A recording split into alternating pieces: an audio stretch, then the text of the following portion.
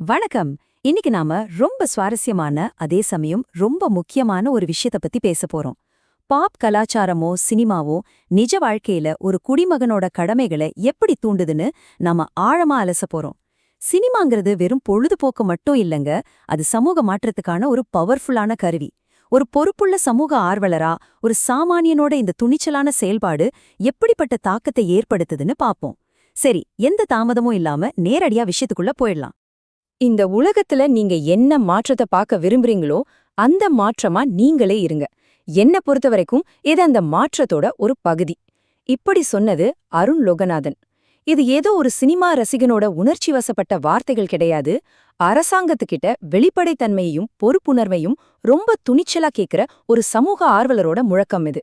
மாற்றத்தை மத்தவங்க கிட்ட எதிர்பார்க்காம தாங்கிட்டு இருந்தே தொடங்கின ஒருத்தரோட அற்புதமான கதை இது. பகுதி 1, திரையிலிருந்து நிஜத்திற்கு. பொதுவா திரைப்படங்கள் நிஜ வாழ்க்கையோட பிரதிபலிப்புன்னு சொல்லுவாங்க, ஆனா இங்க கொஞ்சம் உல்டாவா நடந்திருக்கு. இந்த 24 வருஷ இடைவெளியில நடந்த ஒரு ஆச்சரியமான ஒற்றுமைய கொஞ்சம் யோசிச்சு பாருங்க.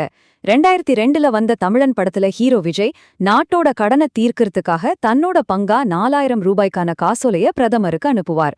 இப்போ 2026ல நிஜத்துல என்ன நடந்திருக்குன்னு பாருங்க. அதே நடிகர் இன்னைக்கு தமிழ்நாட்டோட முதலமைச்சர் ஜோசப் விஜயா இருக்கிறப்போ, அருண் லோகநாதன் அப்படிங்கிற ஒரு சாமானிய குடிமகன் மாநிலத்தோட கடனை தீர்க்க தன்னோட பங்கா 22,674 ரூபாய முதலமைச்சரோட பொது நிவாரண நிதிக்கு அனுப்பி வச்சிருக்கார். முதலமைச்சரோட சொந்த சினிமா தத்துவத்தையே ஒரு கருவியா மாத்தி அவர்கிட்டயே ஒரு குடிமகன் பொறுப்புணர்வை கேட்கறது நிஜமாவே ஒரு வியக்கத்தக்க சமூக செயல்பாடுல. பகுதி 2, 22,674 ரூபாய் ஒரு அடையாள பங்களிப்பு. எந்த ஒரு சமூக செயல்பாடும் தற்செயலா நடக்கிறது கிடையாது. இப்போ இந்த குறிப்பிட்ட தொகையை பத்தி நம்ம பேசியே ஆகணும். 22,674. அருண் சும்மா ஏதோ ஒரு நம்பரை எழுதி அனுப்பல. பிப்ரவரி 2026ல தமிழ்நாடு பட்ஜெட்டை எடுத்து ரொம்ப நுணுக்கமா கணக்க போட்டிருக்கார். உண்மையை சொல்லப்போனா, மாநில கடனை மக்கள் தொகையால வகுத்தா ஒரு தனி நபருக்கான கடன் 1 லட்சம் ரூபாய்க்கு மேல வரும்னு அவருக்கே நல்லா தெரியும். இருந்தாலும் தற்போதைக்கு தன்னோட பங்கா இந்த 22,674 ரூபாய அவர் கட்டியிருக்கார். ஒரு தனி மனுஷன் மாநில பொருளாதாரம் பத்தி எந்த அளவுக்கு விழிப்புணர்வோட இருக்கணும் அப்படிங்கிறதுக்கு இது ஒரு சிறந்த உதாரணம். ஆனா ஏன் கரெக்டா 22,674 ரூபாய்? இங்கதாங்க ஒரு மிகப்பெரிய மாஸ்டர் ஸ்ட்ரோக் இருக்கு. இந்த நம்பரை தேதியா மாட்டி பாருங்க. 22/6/74, அதாவது ஜூன் 22, 1974. இது வேற யாரோட எதுவும் இல்ல, முதலமைச்சர் ஜோசப் விஜயோட சொந்த பிறந்த தேதி. மக்கள் மத்தியில ரொம்ப பிரபலமான ஒரு குறியீட்ட, அதிலும் முதலமைச்சரோட சொந்த பிறந்த தேதியையே அரசாங்கத்தோட கவனத்தை ஈர்க்க அருண் எவ்வளவு புத்திசாலித்தனமா பயன்படுத்தியிருக்கார் பாருங்க. ஒரு ஆக்டிவிஸ்டா இதை நான் ரொம்பவே ரசிக்கிறேன்.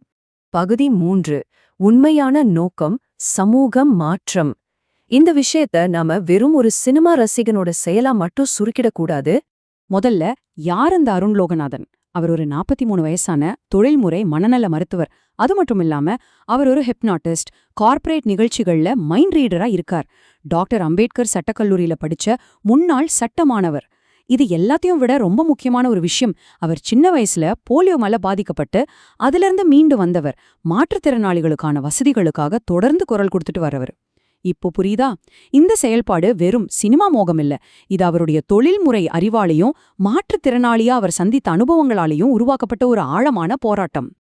அருணோட உண்மையான நோக்கம் என்னன்னா, அவரோட வார்த்தைகள்லயே சொல்றேன், மாற்றுத்திறனாளிகள் ஈஸியா பொது இடங்களை அணுகிறதுக்கு இது ஒரு சின்ன படியா இருந்தாலும் அவங்க வாழ்க்கையில அது ஒரு பெரிய மாற்றத்தை ஏற்படுத்தும்னு சொல்றாரு. தான் அனுப்புன இந்த பணம் நேரடியா கடன் அடைக்க போறதில்ல, அது நிவாரண நிதிக்கு தான் போகும்னு அருணுக்கு ரொம்ப தெளிவாவே தெரியும். ஆனா தமிழ்நாட்டுல மாற்றுத்திறனாளிகளுக்கு எளிமையான அணுகலையும் அவங்கள உள்ளடக்கிய இடங்களையும் அரசு உருவாக்கி கொடுக்கணும் அப்படிங்கிற தன்னோட கோரிக்கைய ரொம்ப ஸ்ட்ராங்கா அரசாங்கத்துக்கிட்ட கொண்டு போய் சேர்க்க இந்த சம்பவத்தை ஒரு கருவியா பயன்படுத்தியிருக்காரு. பகுதி 4, சட்ட விழிப்புணர்வு மற்றும் குடிமை பொறுப்பு. ஊழல் இல்லாத ஒரு சமூகத்துக்கு கனவு கண்ட ஒரு சட்ட மாணவனுக்கு எங்கிருந்து உத்வேகம் கிடைச்சதுன்னு பாப்போம்.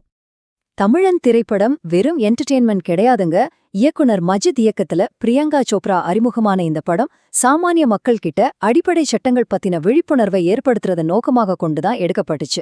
பஸ்ல முதியவருக்கு சில்லறை தர மறுக்கிற கண்டக்டரையும் சரி, ஏழை மக்களின் வாழ்க்கைய பாதிக்கிற மாதிரி அலட்சியமா இருக்கிற மாநகராட்சி அதிகாரிகளையும் சரி அந்த படத்தோட ஹீரோ நேருக்கு நேர் நின்னு தட்டி கேட்பார். இதையெல்லாம் தன் காலேஜ் நாட்கள்ல பார்த்த அருணுக்கு கடமை தவறும் அதிகாரிகளை எப்படி தட்டி கேட்கணும் அப்படிங்கிறதுக்கான ஒரு வழிகாட்டியா அந்த படம் அமைஞ்சிருக்கு.